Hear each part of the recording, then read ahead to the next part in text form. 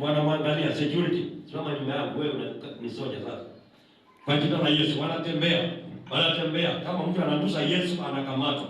Unajua Petro alikuwa hapa tu. Huyu ni Yohana. Petro ameweka kisu hapa tu. Wewe jaribu mtatoa nitakukata. Yesu si wa mchezo. Haleluya.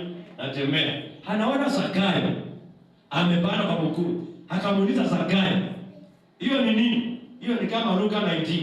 Fungua hapo. Kwa hiyo Biblia yako. Akamuuliza Zakayo. Zakayo akaitika. Akamwambia, "Shuka chini upesi.